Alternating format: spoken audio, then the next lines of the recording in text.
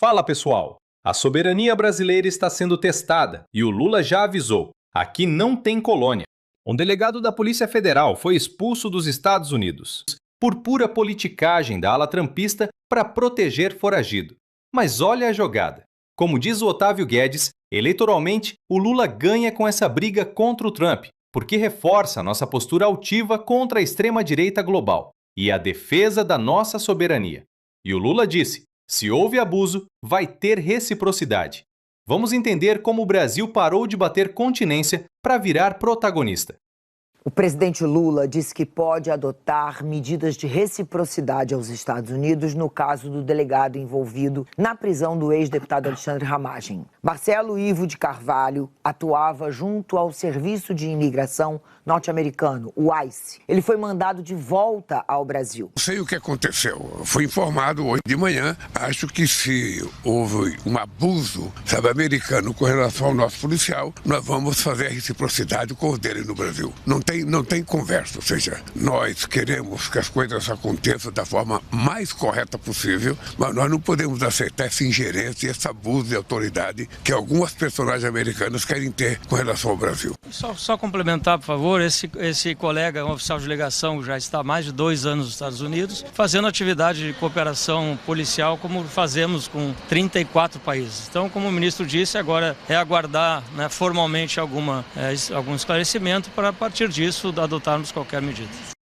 No entanto, eleitoralmente, para o Lula é interessante ser adversário do Trump. Então, nós vamos ficar nessa situação. Politicamente, é bom você ter um relacionamento dentro da normalidade com o presidente dos Estados Unidos. Tem uma saudável química. E é necessário. Agora, eleitoralmente, não é bom você ser o melhor chapa do Trump. O que os americanos estão alegando? Olha só, vocês disseram que ele tinha problemas na justiça brasileira, eventualmente, papapá e tal, mas vocês não disseram, na hora de pedir para a gente facilitar e ajudar, para as autoridades americanas ajudarem a retirar esse cidadão dos Estados Unidos e mandá-lo para o Brasil, vocês não disseram que ele tinha um processo de pedido de asilo político em tramitação nos Estados Unidos. É isso que me parece criou ali a justificativa perfeita para dizer: ah não, desse jeito vocês tentaram burlar o nosso sistema que lida com deportações, com imigração ilegal e tudo mais. Mas tem um case aí muito claro. O governo brasileiro não precisava dizer isso. Ele só precisava dizer: olha só, tem um foragido da justiça brasileira que está aí, que está o visto vencido aí e que a gente quer ter de volta no Brasil. E como adiante. Se o governo Trump tivesse muito interessado em asilos políticos pelo mundo, né? Só ver os casos dos venezuelanos, o caso dos iranianos, ou seja, tem casos de ditadura. De gente que de fato pediu asilo político por ser perseguido mesmo, ter a vida ameaçada em seus países, que o governo americano não hesitou em deportar rapidamente e às vezes até nem mesmo para o país de origem, para outros países e tudo mais, tudo no processo expedito, assim. Então, são pesos e medidas diferentes mesmo que tem a ver com essa proximidade, me parece, com a família, que a gente vai recordar. Teve essa história da visita aqui, que foi frustrado, talvez tenha ficado ali uma rusguinha já e tal. Tem uma outra, certamente, porque ele foi impedido de vir fazer a visita política que ele queria. Isso deve ter ficado guardadinho ali numa pontinha do coração. Talvez. Exatamente. Tem 3 níveis de poder hoje lá nos Estados Unidos, do ponto de vista de quem é brasileiro. Tem o Trump, que é o que manda, que é o que importa, e que está preocupado com o Irã. Não vai perder um minuto com a deportação do Ramagem, não sei o quê.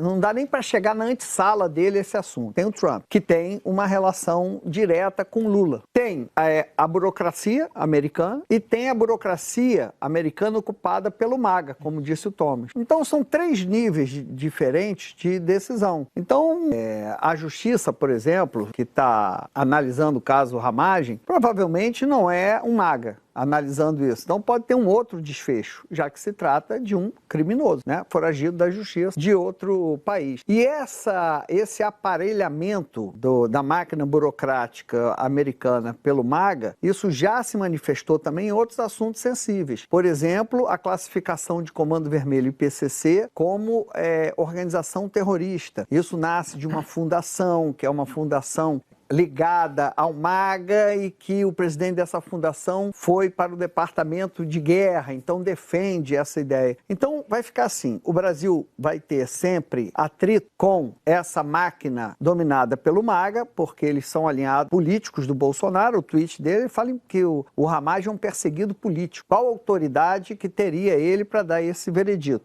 Você tem a máquina que não está contaminada, né? E o Trump, que tem a ligação direta, no entanto, eleitoralmente, para o Lula é interessante ser adversário do Trump. Daniel, para você, o que seria essa reciprocidade do governo brasileiro? Que atitude o governo tomaria? O Brasil poderia convidar a se retirar um funcionário da representação diplomática dos Estados Unidos mais ou menos do mesmo nível. Então você poderia, dessa forma, mostrar ali o seu descontentamento em relação à atitude do governo dos Estados Unidos em relação a um delegado brasileiro. Mas eu acho muito curiosa essa história porque, mas havia ali um pedido de asilo. Isso é problema dos Estados Unidos, não é problema do Brasil. O Brasil não tem nada a ver com isso. Porque tem um pedido, não tem um pedido. O Brasil, qual é a responsabilidade que o governo brasileiro tem em relação a isso? Existe um cidadão brasileiro em território americano, condenado com trânsito em julgado, que o Brasil tem interesse em trazê-lo de volta ao país. Ele não tem visto para estar nos Estados Unidos e você ali fez uma movimentação para trazê-lo de volta ao país. Mas ele tem um pedido de asilo. Isso é problema dos americanos, não é problema do Brasil. Cabe aos americanos, diante realmente do pedido brasileiro, avaliar e tal,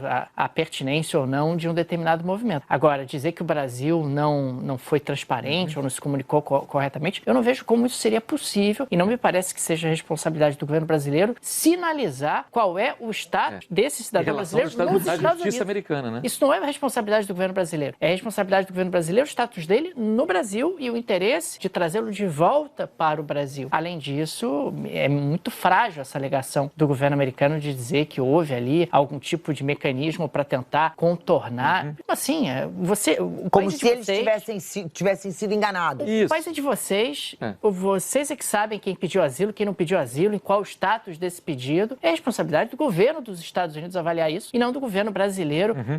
Não, veja bem, o governo americano, eu queria lembrá-lo que talvez, quem sabe, eventualmente ele possa ter pedido o asilo. Não é problema do Brasil ficar sinalizando isso. Não é papel do Brasil oferecer esse tipo de sinalização. Então, foi um gesto político, claramente, para mostrar que, olha, nós queremos ficar com ele, porque em algum grau inferior, a gente não está falando de alto escalão do governo americano, alguém olhou para isso e disse, vou aqui dar um troco no Brasil, ou vou dar aqui uma sinalização política que me parece pertinente nesse momento. Gente, a situação é a seguinte.